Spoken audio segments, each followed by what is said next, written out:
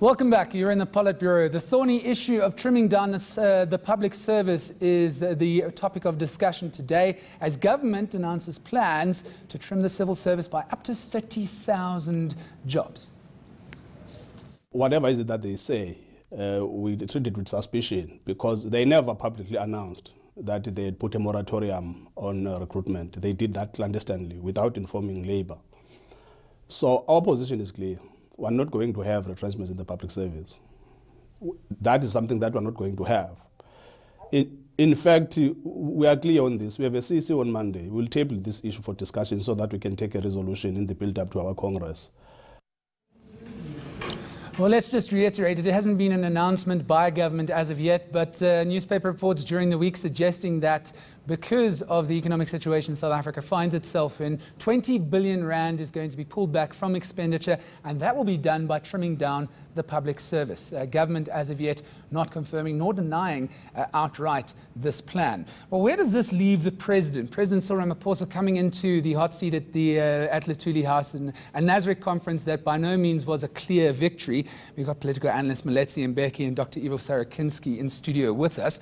Good morning, gentlemen. Mr. Mbeki, let me start with you. Are things so dire that the ANC and its president are forced to rely on a deeply unpopular move like this that certainly won't endear them to their allies within the tripartite alliance? Well, the backbone of the ANC vote is actually the rural vote. And that rural vote is more than half of the people who vote for the ANC. And those people don't work. They depend largely on social grants. So cutting back on the civil service, I doubt if it will make a lot of noise, yes, with the trade union allies of the ANC, but I don't think it will have such a big impact on the vote for the ANC. Other issues come to play, not so much this one. Ivo, let me bring you in here. Cyril Ramaphosa came to power at best on shaky ground in Nasrec. His position in the presidential the presidential hot seat there is by no means comfy and secure. Why try something so extreme so soon? Cutting 30,000 jobs within the public sector when we're reaching 30% unemployment is at best risky. Well, if that report's true, because the Minister of Public Service and Administration has questioned that, and says that it's not as drastic as has been presented in the media. So if she's correct, if Minister Dlodlo's correct, then it means that there's some exaggeration somewhere. If the report is correct, it means that the minister herself is trying to engage in a political smokescreen. Have we not seen this before in terms of testing the water, coming out with a big number, everybody throwing their hands up and then scaling back? Yes, so it could be a case of kite flying to prepare the constituency for some kind of reform, and then everyone to say, gee, it wasn't as bad as we thought it would be. So that would be very clever political management of the problem. But it doesn't seem as if that's the case. It does seem as if something's coming forward, and it's going to have quite dramatic implications for the very fragile power balance within the ANC itself.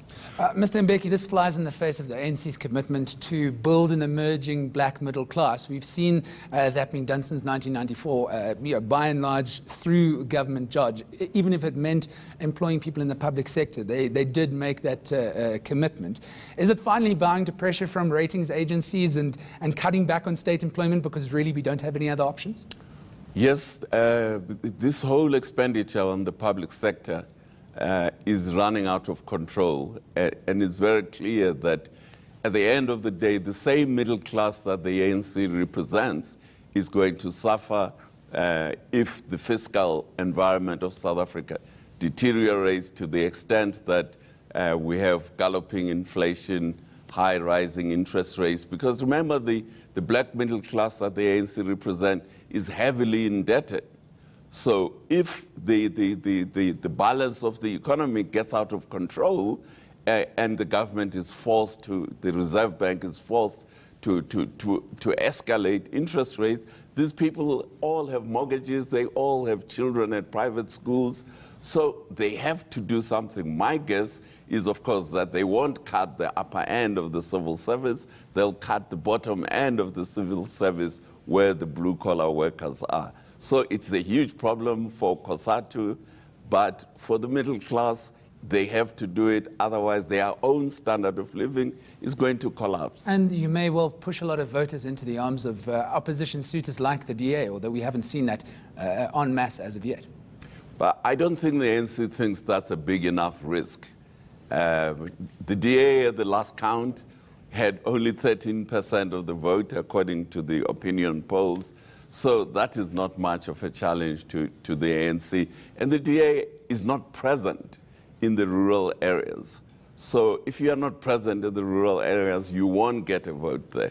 So I don't think, in terms of the elections, the cutting of jobs is really such a serious risk for the ANC. Let's talk about what it's going to do with politics within the ANC. Ivo, has Ramaphosa maybe painted a big target in his back within his own party, within an NEC that's by no means outright in his favor?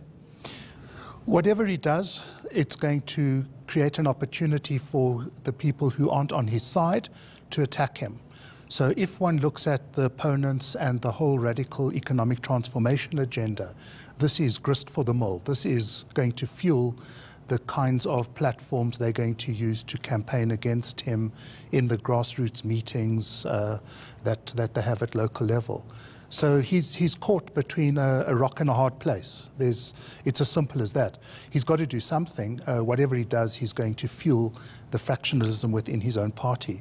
But there's another dimension to this. We've been through attrition before in the early 90s in terms of restructuring. And the lesson there was the good guys take the packages, the bad guys stay. And you end up significantly worse off than you were before. And maybe the lesson here is redeploy rather than cut. Anyone who's been to a Home Affairs department will attest to the long queue with vacant cubicles once you get in. Mm-hmm. So put 3 or 4 more people into each Home Affairs branch. That's a good couple of thousand jobs that you've saved, and you actually improve service delivery to citizens. Last word from you, Mr. Mbeki. Do you think it's unfair to say that the President Ramaphosa's room to maneuver is shrinking every day? He's walking such a tightrope within his own party? Well, this is the problem. It's a self-created problem by the ANC. The ANC has been warned many times by the rating agencies and by academics that the public spending is running out of control. And it has ignored those warnings. Now they've caught up with the ANC. Is it really just a poison chalice that President Cyril Ramaphosa has won in Nasrec, or do you think that there's still hope for him to pull a rabbit out of the hat at this stage, Ivo? It's not a poison chalice because he was deputy president for 10 years. So he was part of all of these processes with significant authority to influence them and chose not to. So it's being too generous to say it's a poison chalice. He's going to have to find a rabbit to pull out of the hat. And maybe the way forward is to get hold of all the money that's been stolen over the last 5 to 10 years. If a percentage of that can be repatriated, that would ease the burden significantly in terms of finding a soft landing. Gentlemen, thank you so much for joining us on the PolitBureau this Sunday morning. Tough to leave that engaging conversation, but when we come back, spinners and spanners, what's the point of Women's Day if men are going to be doing all the talking?